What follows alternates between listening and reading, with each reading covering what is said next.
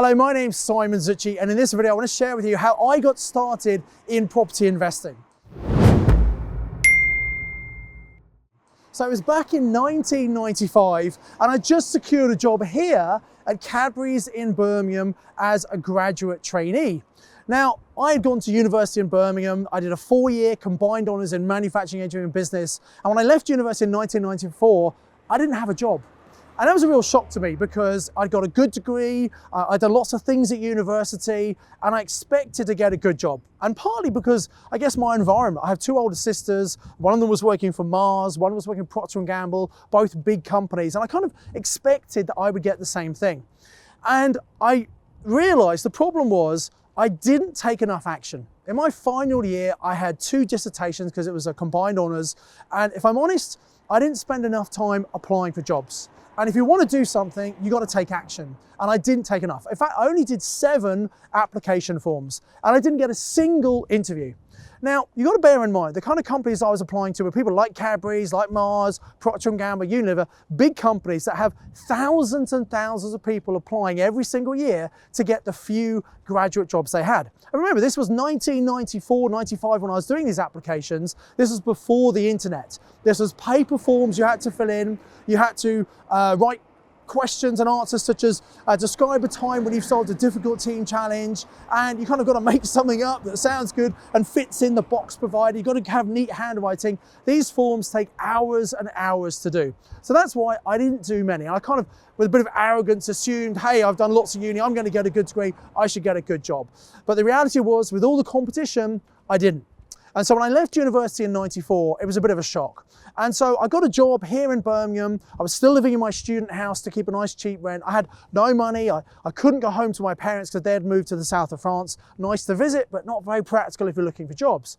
So what I did was I thought, right, I'm going to get a job. And I made a decision. I made a commitment. And I believe if you want to achieve anything in life, you've got to really commit to do it.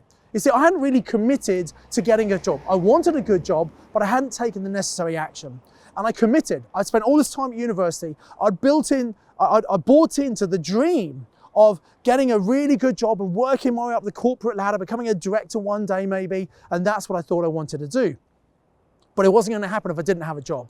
And doing a not very good job that I was literally doing just to earn money was enough momentum and fuel for me to say, you know what? I am not going to be satisfied with doing a crappy job. I want a good job. I want to, use my brain, use my talent and move up a corporate ladder.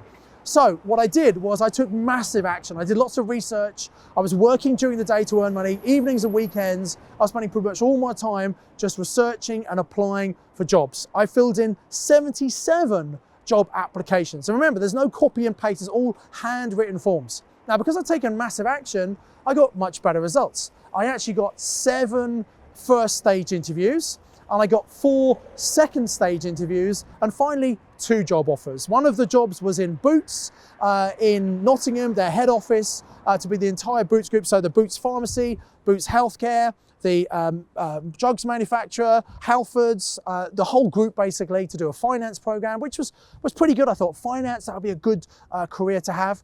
And then also I got an offer to work here at Cadburys to do manufacturing engineering. And that's really what I'd done my degree in, and that's what I thought I'd love to do. So I took maybe the easier option. I stayed in Birmingham because I knew people here. It was within my comfort zone, and this was a dream job for me. And when I got here, I just worked really hard. I really wanted to impress. And when I finished the graduate program, sure enough, I was quickly able to get a senior management position. I moved around the business, did lots of different things, and it was all fantastic. Now, as soon as I got my first job in 1995, I bought my first home. And it was the next province, if you like, next area, just next to Bourneville, called Selly Oak, just in the proximity of Birmingham University. That's where I've been studying, that's where I knew. And I was living in a student house. I literally walked out of the student house when I got my job offer. I looked down the road, I looked up the road, and I saw an estate agent board. And I called, went back inside, because I didn't have a mobile phone, to use the landline phone, and said, hey, I'd like to look at this property, please.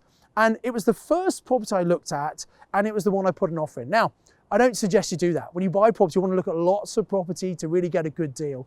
And I thought I'd got a good deal because it was on the market for £49,000 and I negotiated £500 off the price. So I thought that was a great deal. And it was a lovely house. A young couple had bought it, they'd been to university, they'd worked there in the area, they'd improved the house. It was lovely compared to the not very nice student house I was in. So all I was concerned with, this was a lovely house, I could just about afford it with my salary, so I bought the property. And that's how I bought my first one. It was through need of somewhere to live. Now, it was a 2-bedroom, 2-reception room house. And I actually rented out 2 of the rooms to my friends who were still studying at Birmingham University. And the rent that they paid me pretty much covered all of the mortgage and the bill. So I was kind of living for free in my house. And I wasn't spending a lot of money because I'd been used to not earning a lot and not living a lot of money. So I was saving lots of my salary. And also, I've always been quite entrepreneurial. I had a part-time business I was running, which was promoting student nightclub events in Birmingham. Now, it's a great fun business to do at that age. It was in the evenings and weekends, so I could do my work here, do a great job for Cadburys, and even in weekends, I'd do the club stuff. And I had all this money building up on my business bank account. And actually, my bank manager at the time said, "Hey, Simon, what are you going to do with this money?" And I said, "Well, I want to do some investing." So he arranged for one of the top financial advisors from that particular bank group in the Midlands to come and sit down with me in my home and talk about investments. A guy called Kevin, lovely guy, and he helped me set up a pension. He got some insurance in place, which I didn't have. And he said, "Right, what are we going to do with this money, Simon?" I said, "I want to invest." And he started talking about bonds and shares. And I said, "No, well, I've done a bit of that. I don't really want to do that. Really what I want to do is I want to move to a bigger house." You see, living in Selly Oak in the student area was good for a couple of years, but I got a bit bored of that. I wanted to move into the next area called Selly Park, which was close to work because I was walking to work every day. And I wanted a bigger house. I wanted a garage, things my first house didn't have. So Kevin said, "Okay, how much is the one you live in now? What's the mortgage?" We worked out what the equity was. He worked out how much money I had in my savings. And then he looked at how much I could buy a new house for. He said, "Simon, I've got some great news. When you buy your new house, the price you've told me, based with your savings, the equity in this house, if we sell this house, you'll have enough money to have a very small mortgage on your next home. And the sooner you pay off your mortgage, you'll have a lot more money in later life." Now, I want to be really clear here that that's actually really good advice if you only ever want one property, i.e. your own home. If you can pay your own home mortgage down as quick as possible, you'll have a lot more money in later life. However, that's not what we as investors do. That's a homeowner mindset, whereas we have an investor mindset. And I said, "No, Gary, I don't want to, so Kevin, I don't want to do that. What I want to do is I want to keep this house we're in right now, and I'm going to move out with my friends. We're going to buy the one to move into, and I'm going to rent this one out to students." Now, Kevin was a very smart guy. He had these kind of half-moon glasses that doctors and professors have. And he kind of looked down his nose over his glasses at me for what seemed like 30 seconds. Seemed like it was a long time, but it was probably only 30 seconds. He said to me, "So hang on a minute. You want to move out of this house, move into another one and rent this out to students?" And I said, "Yes." And he said, "That sounds awfully risky to me." Now, imagine if you were me. Imagine you were sitting there on the sofa with me and this top financial advisor from this bank says, "What you're about to do is really risky." Would you question yourself? Well, I did. I thought, am I doing the right thing here? And I remember back to meeting my student landlord, who actually was someone who I had sat down with, had a cup of tea, and he explained how houses worked. And I thought, well, actually, yeah, having this house that gives you passive income might be a really good thing to do. And I had a few sleepless nights, but I thought, no, I know I can rent this house out. And I was worried about all the things that could go wrong. And it's good to be aware of the issues that could happen, but very often people have all this fear of things that could happen that are never actually going to happen at all. So I finally decided, no, I'm going to rent this house out. I'm going to buy another one. So that's what I did. And I moved into the next one. I very easily found a group of students, because I knew lots of students, to move into that house. And all the things I was worried about, are they going to pay me? Are they going to trash the house? None of these things were problems. The money came in every single month. I didn't spend much time looking after it. I went once a month to check everything was okay. And it was really easy. And it was a great first experience for me getting into property. And I still own that house that I bought for £48,500 back in 1995. I've remortgaged it many times. I've taken lots of money out to buy other properties. That house is worth now at least £350,000. It's doubled again, and almost doubled again in a 26-year period that I've owned it. So I know how powerful property can be. And I just want to encourage you to educate yourself, learn about property investing, because it'll be incredible for you. Now, here's the real light bulb moment I want to share with you. At the time, in about 1998, I was probably earning about £1,500 a month from Cadburys, okay? That was my graduate salary.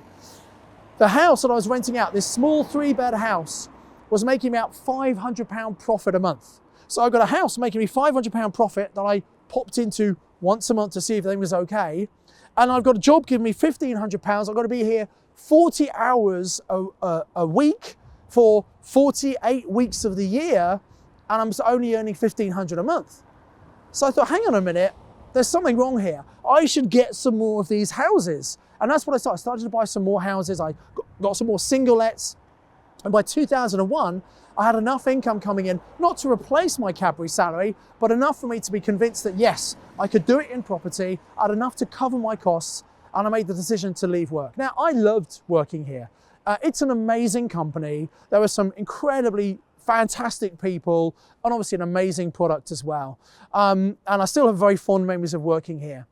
But actually, I realized I wanted a bit more freedom. I don't know about you, but I like the idea of choosing when I go on holiday, not having a limited amount of time, and how I spend my time. And now I spend my time doing this, educating, teaching, and helping other people to do what I did, but much quicker than me. So I gave my notice in 2001, and it was a day I remember. I remember walking home, and I was a bit scared, but also I was feeling completely elated, and I felt very, very free. And it took me 2 more years to 2003 when I completely replaced my former income. And I thought, yes, I've done the right thing. And at that time, I'd been investing in property for 8 years. I'd done pretty well, but also I'd made lots of mistakes. You see, I was learning myself the hard way through trial and terror. And I thought there's got to be a smarter way of doing this. And I went online to see, is there some sort of group I could go, some sort of property group, people I could connect with and learn from? But there was nothing.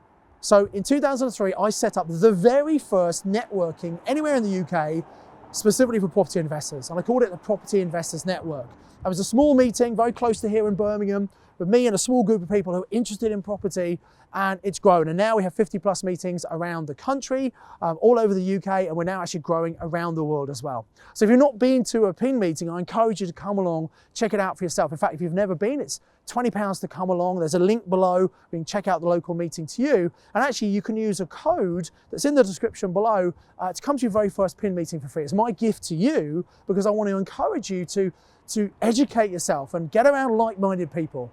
It's much easier to build your property portfolio quickly and successfully and avoid the expensive mistakes that most people make by learning from other people's mistakes. You don't need to make mistakes. Let me be really clear.